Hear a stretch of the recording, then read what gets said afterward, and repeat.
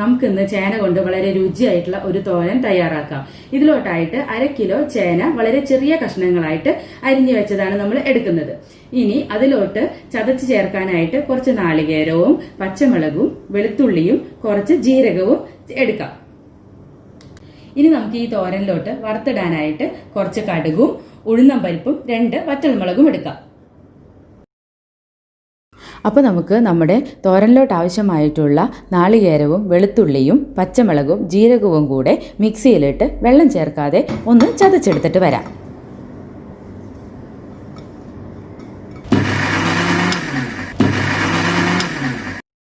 അപ്പോൾ നമ്മുടെ നാളികേരവും ജീരകവും പച്ചമുളകും വെളുത്തുള്ളിയും കൂടെ ചതച്ചതാണിത്. ഇനി നമുക്ക് ഇതിനെ ചേനയിലോട്ട് മിക്സ് ചെയ്ത് ചേർക്കാം.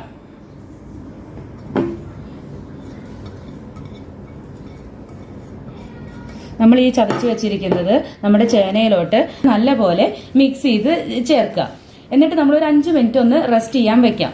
അതിനുശേഷം നമുക്ക് കടുക് വറുത്തിട്ട് ഈ മിക്സിനെ നമുക്ക് അതിലോട്ട് ചേർത്തിട്ട് നമ്മുടെ തോരൻ റെഡിയാക്കി എടുക്കാം.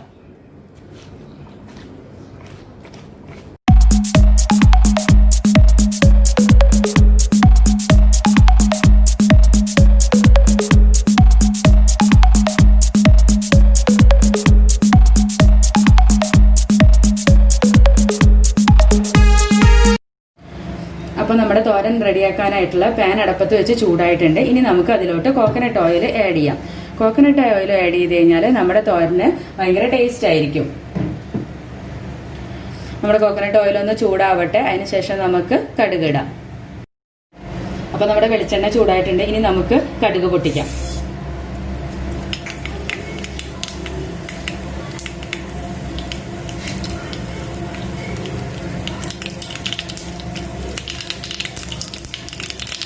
നമ്മുടെ കടുക് മൊത്തം പൊട്ടിയിട്ടുണ്ട്. ഇനി നമുക്ക് അതിലോട്ട് എടുത്തു വെച്ചിരിക്കുന്ന ഉഴുന്നും പരിപ്പ് ചേർക്കാം.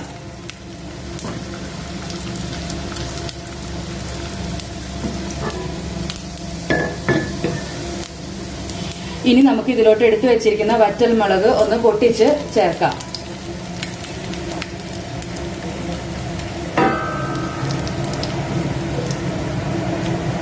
ഇനി നമുക്ക് നമ്മുടെ ചേന ഇതിലോട്ട് ചേർത്ത് കൊടുക്കാം.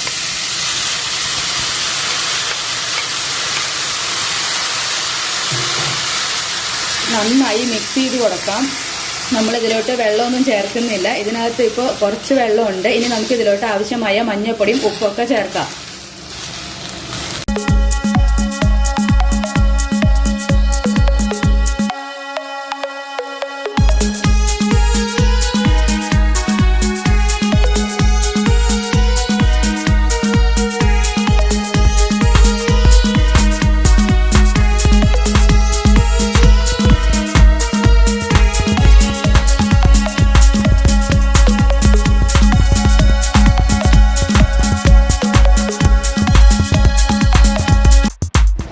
അപ്പോൾ നമുക്ക് നമ്മുടെ തോരൻ അടച്ചു വെച്ചിട്ട് നന്നായി ഒന്ന് വേവിച്ചെടുക്കാം.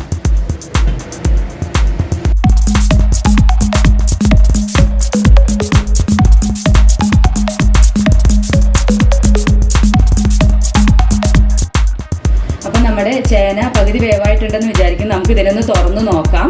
ഇനി തുറന്നിട്ട് നമുക്കിതിനെ നല്ലപോലെ ഇളക്കാം. കൂട്ടത്തിൽ നമുക്ക് കുറച്ച് കറിവേപ്പിൻ്റെ ഇലയും കൂടെ ഇടാം. വറവിടുമ്പോൾ ഞാൻ കറിവേപ്പില ഇട്ടില്ല. കാരണം എന്താ വെച്ചാൽ ഇതിൻ്റെ ഫ്ലേവർ ഒരു പകുതി ആകുമ്പോൾ കിട്ടിക്കഴിഞ്ഞ് കഴിഞ്ഞാൽ അതിനൊരു പ്രത്യേക മണമൊക്കെ വരും നമ്മുടെ തോരന് വേണ്ടിയിട്ട്.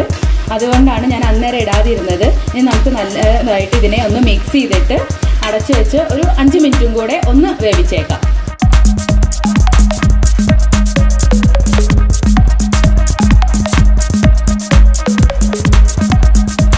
അപ്പോൾ നമ്മൾ നമ്മുടെ ചേന ഒരു 10 മിനിറ്റ് വേവിച്ചിട്ടുണ്ട്. ഇനി നമുക്ക് ഈ അടപ്പൊന്ന് തുറന്ന് നോക്കാം ഫൈനലി ഇത് എന്തായെന്നുള്ളത്. അപ്പോൾ നമ്മുടെ ചേനയെല്ലാം നല്ലോണം വെന്ത് തോരൻ റെഡി ആയിട്ടുണ്ട്. നമ്മൾ ചതച്ചിട്ട നാളികേരവും വറ്റൽമുളകും കറിവേപ്പിൻ്റെ ഇലയും എല്ലാം കൂടെ മിക്സായി നമ്മുടെ തോരൻ നല്ല അടിപൊളിയായിട്ടുണ്ട്.